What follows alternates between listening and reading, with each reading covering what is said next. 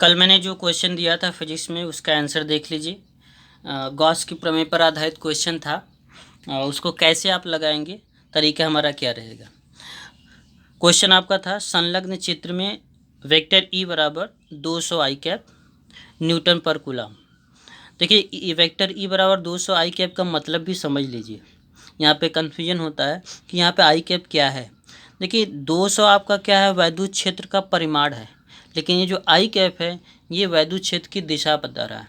और कहीं भी अगर आई कैप कैप रहे तो समझ जाइएगा कि वैद्युत क्षेत्र की जो दिशा है वो धन एक्स अक्ष की ओर है।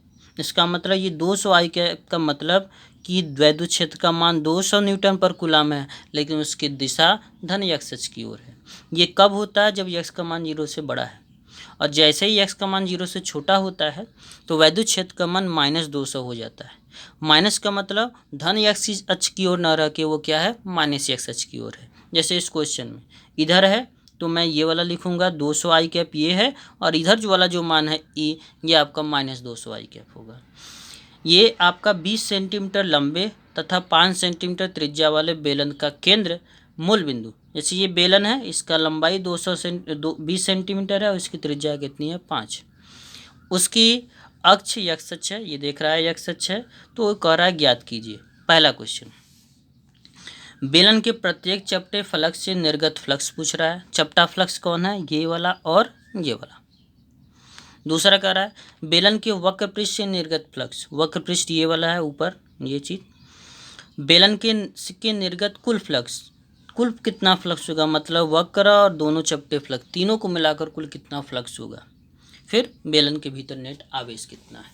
तो मैं क्वेश्चन लगाना स्टार्ट करूं अगर, तो पहला क्वेश्चन ए वाला पॉइंट देखिए, बेलन के चपटे फ्लक्स से निकालने का मतलब मैं मान लेता हूँ इससे और इससे, तो इससे निकलने वाला फ्लक्स कौन होगा φ1, इससे निकलने वाला फ्लक्स φ2। मैंने मान लिया कि φ1 φ2, वक्र वाले से मैंने क्या मान लिया φ3। तो सबसे पहले मैं फर्स्ट वाले का निकाल रहा हूँ, पहले वक्र तल से, चपटे तल से सॉरी। बताइए फार्मूला क्या होता है, vector E dot vector S, S का मतलब वही क्षेत्रफल। तो बताइए मुझे वेक्टर ई का मान पता है कितना, 200 है।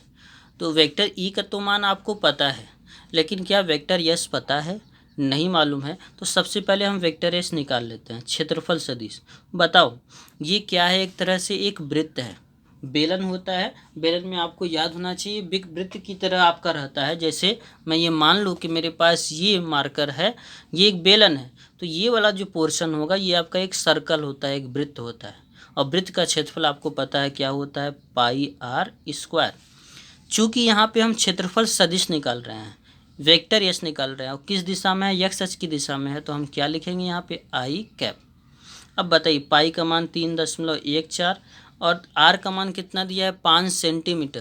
देखिए सेंटीमीटर है तो मीटर में कन्वर्ट करना है, तो 10⁻² से गुणा, स्क्वायर है तो स्क्वायर कर दिया, ये क्या हो गया आई के।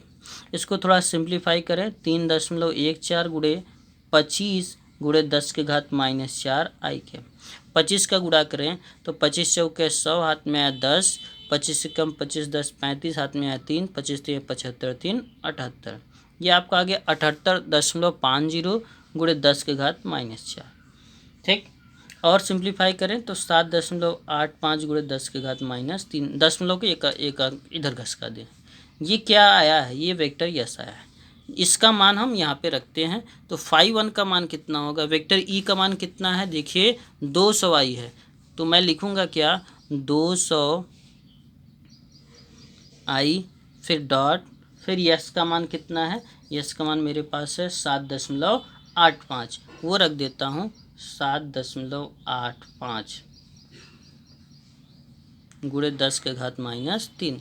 सॉल्व करूँ अगर तो आई और सॉरी यहाँ पे आई भी रहेगा, अगर मैं आई का गुणा करता हूँ तो 1 आता है, बाकी इसका गुणा करिए 2 पंजे 10, 2 का गुणा कर रहा हूँ 7.85 में, तो हो जाएगा 2 पंजे 10, 2 अट्ठे 16, 1 17, 2 से 14, 1 15 गुणे 10 का घात। देखिए -3 ये है, 2 0 ये है, तो आ जाएगा -1, या मैं बोलूँगा 1.57। ये जो आपका आया है इसको बोला जाएगा, ये एक फलक से, कौन से फलक से, पहले वाले फलक से, जो फलक मैंने माना है इस फलक से कुल कितना फलक से, फिर दूसरे वाले फलक से, दूसरे चपटे फलक से। एक चीज़ और ध्यान दें, दूसरा वाला जो चपटा फ्लक्स है उसका क्षेत्रफल तो वही रहेगा, चूँकि बेलन है, इस बेलन में जितना क्षेत्रफल इसका रहता है उतना ही क्षेत्रफल इसका रहता है, तो मैं फार्मूला वही लगाऊंगा, बस φ2 इक्वल टू क्या हो जाएगा, वेक्टर ई डैश एस। बताइए वेक्टर ई में ये वाला लिया जाएगा, ये वाला का मान कितना लिया जाएगा, -200i, तो लिखा जाएगा -200i कैप, फिर डॉट। एक चीज़ बताइए, इसका क्षेत्रफल का परिमाण तो वही है, लेकिन इसकी दिशा भी आपका क्या इधर हो गया है, और इधर का मतलब -x, -x का मतलब -i, तो यही मान रखा जाएगा लेकिन माइनस के साथ रखा जाएगा। देखिए माइनस माइनस फिर से प्लस, गुणा करने पर चूंकि वही मान है तो वही आएगा, तो φ2 का मान भी आपका आ जाएगा 1.57 न्यूटन मीटर स्क्वायर पर कूलम। ये आपका पहले वाले का आंसर हो गया, ए वाले का। अब बी वाला आपका क्या करा, बेलन के वक्र पृष्ठ से, तो मैं बी वाला निकाल रहा हूँ। देखिए वक्र पृष्ठ में थोड़ा ध्यान दें, इसका क्षेत्रफल ऊपर की तरफ है और वैद्युत क्षेत्र की दिशा इधर है, दोनों के बीच का कोण अगर देखा जाए तो 90 डिग्री है। तो इस कंडीशन में जब हम फार्मूला लगाते हैं वक्र पृष्ठ से,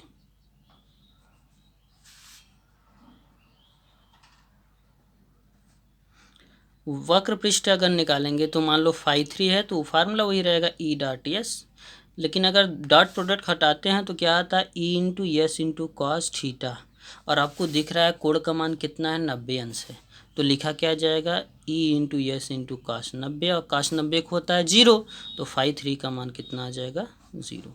तो ये जो मान आया है ये आपका तीसरे वाले वक्र पृष्ठ से कुल फ्लक्स होगा। अब बताइए उसके बाद सी वाला जो आंसर है वो कह रहा है बेलन के निर्गत कुल फ्लक्स, और सभी फ्लक्स हमने निकाला है, तो सी वाला हो जाएगा कुल फ्लक्स बराबर φ1 प्लस φ2 प्लस φ3, तो φ1 का मान 1.57 यहाँ पे निकाला है, प्लस φ2 का मान भी वही रहेगा 1.57, लेकिन φ3 का मान कितना है, 0। ऐड करेंगे तो कितना आ जाएगा, 3.14 न्यूटन मीटर स्क्वायर पर कूलम। लास्ट में देखिए, लास्ट में क्या कह रहा है, लास्ट में कह रहा है बेलन के भीतर नेट आवेश का मान कितना है। बताइए नेट आवेश के लिए हमारा फार्मूला क्या होता है, गॉस का प्रमेय कहता है, डी, गॉस के प्रमेय से, गॉस का प्रमेय ये कहता है फाई का मान क्यू बटे एप्सिलॉन नॉट है, और फाई का मान हमने निकाला 3.14 क्यू बटे एप्सिलॉन नॉट। तो आवेश जब मैं निकालूंगा तो 3.14 गुणे एप्सिलॉन नॉट की वैल्यू, ये एप्सिलॉन नॉट पहले लिख देते हैं, एप्सिलॉन नॉट की वैल्यू होती है 8.85 गुणे 10 के घात -12। अब इसका जब मैं गुणा करता हूँ तो कितना आता है आंसर, इसका गुणा करेंगे तो आएगा 27.8 गुणे 10 के घात -12, या हम लिख सकते हैं 2.78 गुणे 10 के घात -11। ये जो मान आएगा ये आपका इस बेलन के अंदर कुल आवेश है। ठीक, ये याद रखिए, बहुत ही आसान है क्वेश्चन, क्वेश्चन में थोड़ा समझ में आना चाहिए, समझ जाएंगे तो क्वेश्चन लगा लेंगे। दूसरा जो क्वेश्चन है, क्वेश्चन नंबर 2 को समझिए, कह रहा है कि x अक्ष के अंदिश एक वैद्युत क्षेत्र E बराबर 3000 न्यूटन पर कूलम उत्पन्न किया गया है। जैसे अगर x y अक्ष है तो x अक्ष की दिशा में कितना है, 3000। क्वेश्चन क्या है, 10 सेंटीमीटर भुजा का एक वर्ग जिसका तल YZ तल के समांतर है इस क्षेत्र में रखा गया है, वर्ग से गुजरने वाले फ्लक्स की गणना कीजिए। बताइए पहले हमें फ्लक्स निकालने के लिए क्या चाहिए, वैद्युत क्षेत्र और क्षेत्रफल। तो मैं सबसे पहले मान लेता हूँ ई का मान जो दिया उसको लिख देता हूँ 3000 न्यूटन पर कूलम, और इसकी दिशा क्या है, x अक्ष के अंदिश।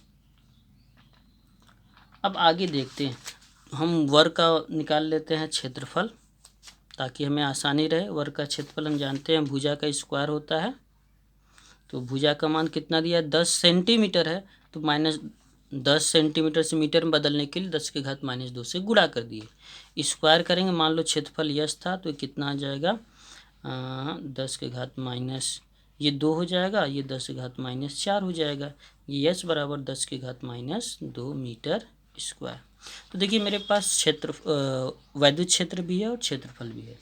अब क्वेश्चन में क्या कर रहा है, क्वेश्चन में ये है कि 10 सेंटीमीटर भुजा का एक वर्ग जिसका तल वाई जेड तल के समांतर है। जैसे ये मान लीजिए ऐसे, ये आपका एक्स है, ये वाई है, ये जेड है, तो वाई जेड तल के समांतर ऐसे है और वैद्युत क्षेत्र कैसे जा रहा है, इस प्रकार से जा रहा है। तो मुझे बस इसका क्या चाहिए, क्षेत्रफल चाहिए, आसानी से मैं निकाल सकता हूँ। तो मैं निकालता हूँ पहला आंसर। तो फार्मूला में क्या लगाऊंगा, फाई ई बराबर vector E into vector yes. चूँकि वेक्टर हटाएंगे तो क्या हो जाएगा, E into yes into cos theta.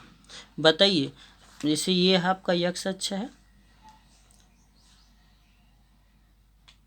और जो वर्ग है ये इस प्रकार से बना है, तो ये क्षेत्रफल सदिश भी इधर ही होगा। तो क्षेत्रफल सदिश और एक्स अक्ष, ये आपका वैद्युत क्षेत्र भी इधर ही है, दोनों का दिशा समान है, तो कोण का मान कितना रखा जाएगा, 0। और ई का मान कितना लिया जाएगा, 3000।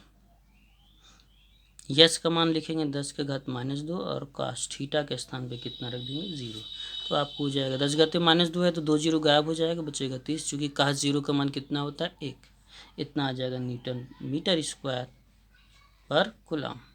ये जो मान आया है इसको बोला जाएगा सेकंड वाले का आंसर, ये है पहले वाले का, सेकंड के पहले क्वेश्चन का आंसर।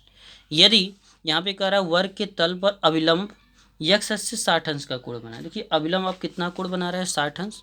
तो कुछ करना नहीं, केवल फार्मूला में आपको E into yes into theta के स्थान पे क्या लिख देना है, 60 अंश। तो ई के स्थान पे 3000, ये आपका 10 की घात -2 का 60 का मान 1/2। तो ये आपका 2 0 गायब हो के 30, कितना आ जाएगा, 15 न्यूटन मीटर स्क्वायर पर कूलम। ये जो आंसर है, ये आंसर आप याद रखें, बहुत ही आसान है, ये सभी आपको आने चाहिए। इसके बाद लास्ट जो आपका क्वेश्चन था वो ये था, कह रहा है दो समांतर अनंत लंबाई के तारों पर रेखीय आवेश घनत्व इस प्रकार से हैं। तो इसको कैसे किया जाए, बहुत ही आसान है। रेखीय आवेश अगर एक के लिए निकाला जाए, इसमें देखिए यदि दोनों तारों के बीच अंतराल r मीटर है तो दिखाइए कि इस तार दूसरे तार के प्रति एकाग्र लंबाई पर इतना न्यूटन कूलम का बल आरोपित होता है। तो बहुत ही आसान है।